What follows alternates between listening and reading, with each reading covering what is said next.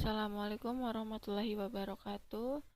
Perkenalkan, nama saya Mila Rizpa Maulida dari kelas TI 22C4 dengan NIM 31221024 Di sini saya akan menjelaskan materi pertemuan kedua, yaitu pengenalan software, SDLC dan tahapannya. Di sini adalah pengertian software atau perangkat lunak. Software atau perangkat lunak adalah serangkaian program komputer, prosedur, dan dokumentasi yang melakukan berbagai tugas pada sistem komputer atau serangkaian instruksi yang memberikan tugas atau fungsi tertentu pada perangkat hardware atau perangkat keras komputer. Perangkat lunak menjembatani antara pengguna dan perangkat keras, memungkinkan pengguna untuk berinteraksi dengan komputer dan menjalankan aplikasi. Ada jenis utama perangkat lunak. Yang pertama yaitu perangkat lunak aplikasi, dibuat untuk memenuhi kebutuhan pengguna akhir dan mencakup program-program seperti pengolah kata, spreadsheet, dan aplikasi bisnis khusus. Dan yang kedua yaitu perangkat lunak sistem, yaitu menyediakan layanan dasar dan fungsi kepada perangkat keras serta aplikasi perangkat lunak lainnya. Sistem operasi adalah contoh perangkat lunak sistem.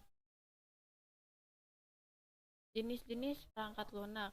Yang di sini perangkat lunak sistem, sistem operasi atau operating system, mengelola sumber daya komputer, memberikan antarmuka untuk pengguna dan menjalankan program.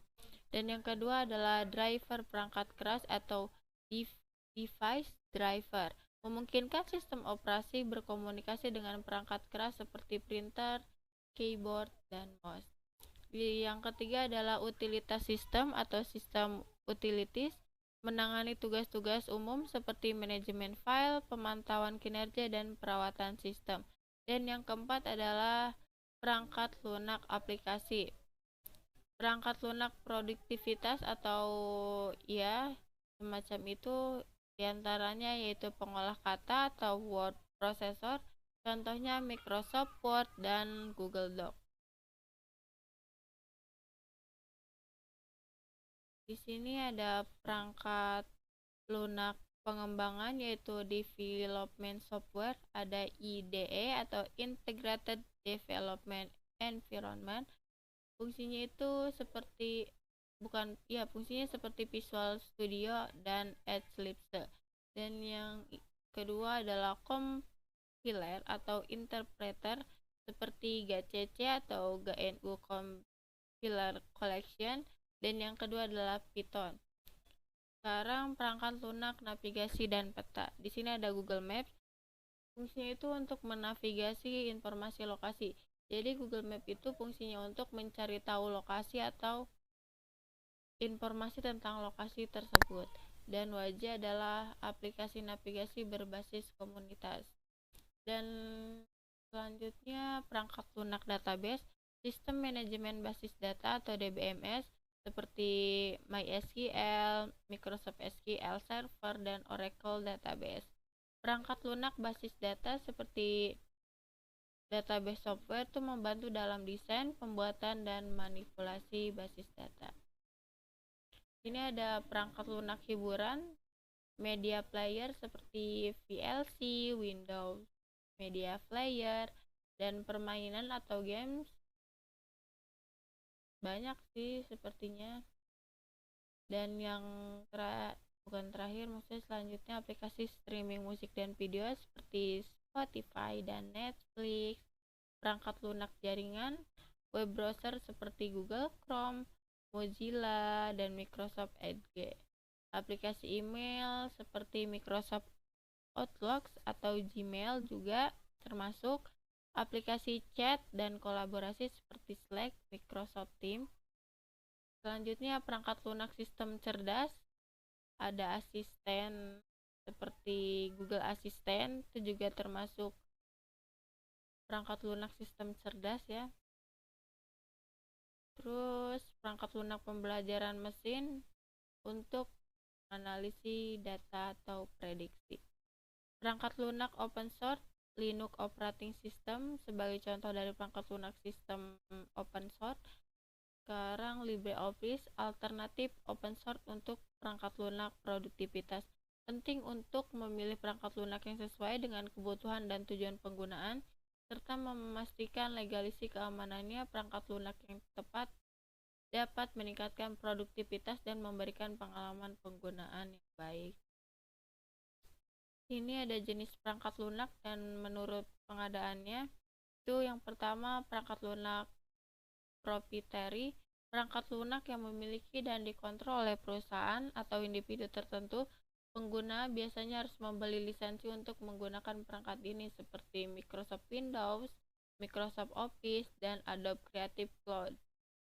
Dan yang kedua itu adalah perangkat lunak open source. Contohnya itu Linux, Apache HTTP Server, Mozilla Firefox, LibreOffice. Dan perangkat lunak ini memiliki kode sumber terbuka yang dapat diakses, digunakan, dan dimodifikasi oleh siapapun. Lisensi open source ini memberikan kebebasan untuk menggunakan, mengedit, dan mendistribusikan ulang perangkat lunak. Dan yang ketiga adalah perangkat lunak berbayar. Ini contohnya ada Adobe Photoshop, AutoCAD, QuickBooks. Perangkat lunak yang harus dibeli dan harganya juga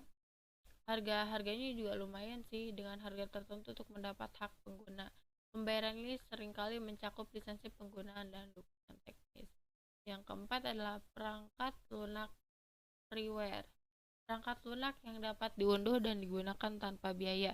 Meskipun gratis, hak cipta dan lisensi perangkat lunak tetap dimiliki oleh pembuatnya. Contohnya adalah VLC Media Player, Audacity, dan 7zip. Yang kelima, perangkat lunak shareware. Perangkat lunak yang dapat diunduh dan digunakan secara gratis untuk jangka waktu tertentu.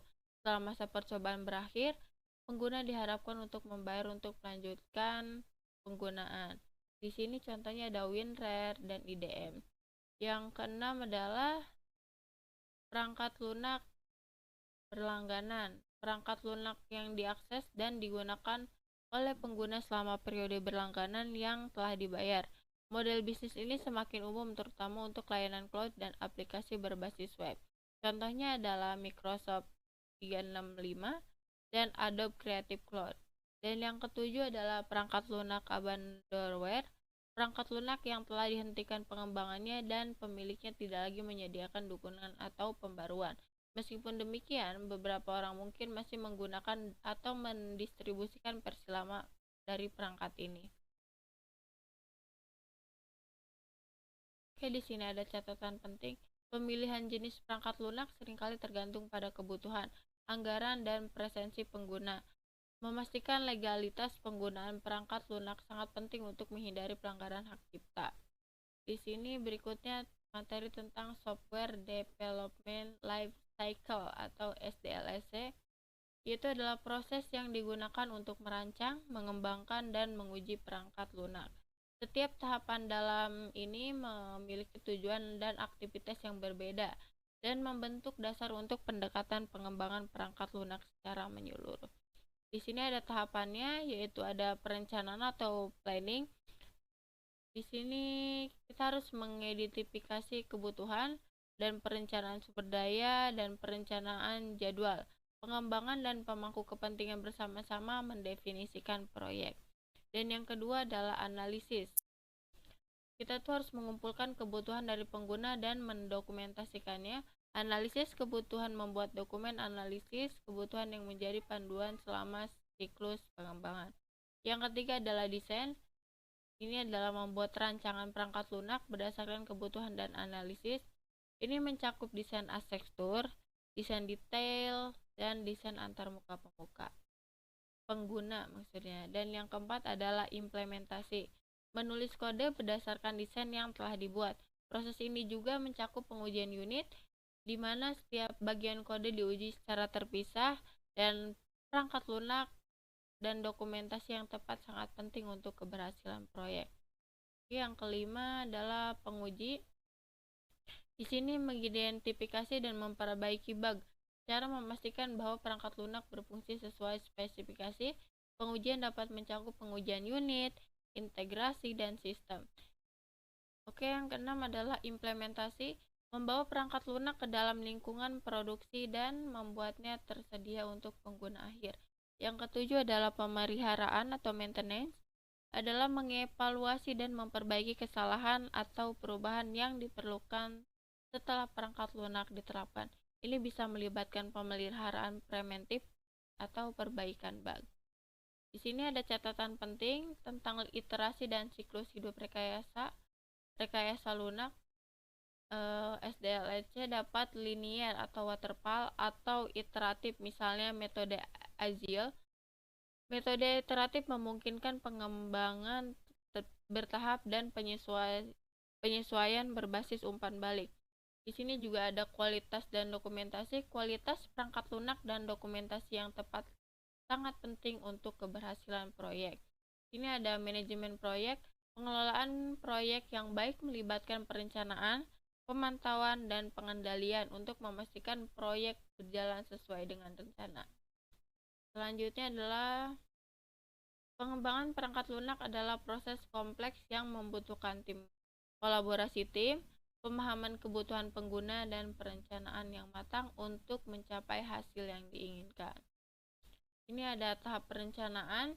Tahap perencanaan dalam SDLC ini merupakan langkah awal yang penting untuk menetapkan arah dan tujuan proyek pengembangan perangkat lunak.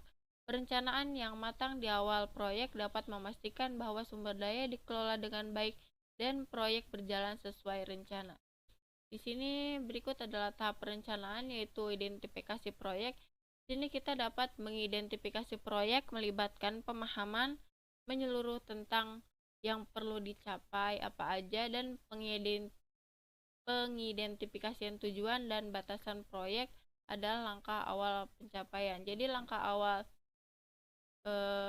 tahap perencanaan itu adalah identifikasi proyeknya terlebih dahulu, dan yang kedua adalah analisis kelayakan. Semacam evaluasi kelayakan proyek dari segi teknis, ekonomi, dan operasional. Tujuan itu buat mastiin bahwa proyek ini tuh dapat dilaksanakan secara efektif atau menguntungkan gitu. Dan yang ketiga adalah pengumpulan persyaratan. Di sini tuh mengidentifikasi dan mendokumentasikan kebutuhan pengguna fungsional dan non-fungsional. Proses ini juga melibatkan interaksi dengan pemangku kepentingan untuk memahami perspektif dan ekspektasi mereka. Oke, yang keempat itu adalah perencanaan sumber daya. Itu diperlukan ya supaya sumber daya ini tuh harus sesuai dengan skala dan kompleksitas proyek yang ada. Yang kelima adalah penjadwalan proyek, yaitu menetapkan waktu yang diperlukan untuk setiap tahap pengembangan, termasuk penentuan waktu mulai dan selesai masing-masing tugas. Penjadwalan ini juga membentuk dasar bagi tim pengembangan untuk mengelola waktu secara efektif. Oke, yang keenam itu adalah perencanaan anggaran. Menghitung biaya yang diperlukan untuk pelaksanaan proyek, mencakup sumber daya manusia, perangkat keras, perangkat lunak, dan biaya lainnya yang terkait dalam proyek tersebut. Dan yang ketujuh adalah perencanaan risiko. Mengidentifikasi potensi risiko yang dapat mempengaruhi proyek dan mengembangkan strategi untuk mengelolanya. Hal ini mencakup identifikasi analisis dan perencanaan respon terhadap risiko-risiko yang mungkin timbul. Yang kedelapan yaitu adalah perencanaan pengembalian perubahan, yaitu menetapkan proses dan prosedur untuk mengendalikan perubahan yang mungkin terjadi dalam siklus pengembangan. Ini termasuk evaluasi, persetujuan, dan dokumentasi perubahan. Yang kesembilan adalah dokumentasi rencana, yaitu menyusun dan mendokumentasikan cara perencanaan, termasuk tujuan, jadwal, anggaran, risiko, dan prosedur pengendalian perusahaan. Dan yang selanjutnya, manfaat perencanaan dalam SDLC. Memastikan pemahaman yang jelas tentang tujuan persyaratan proyek, mengidentifikasi dan mengelola risiko yang proaktif, dan membantu dalam alokasi sumber daya efisien, menentukan jadwal proyek dan realistis, memberikan dasar bagi pengendalian perubahan secara siklus pengembangan. Tahap perencanaan yang penting karena menciptakan fondasi yang solid untuk proyek pengembangan perangkat lunak. membantu menghindari masalah di kemudian hari dan memastikan keberhasilan keseluruhan proyek. Oke, mungkin itu saja yang bisa saya sampaikan dari materi pertemuan kedua ini. Mohon maaf apabila kesalahan kata karena saya di sini juga masih belajar. Terima kasih. Assalamualaikum warahmatullahi wabarakatuh.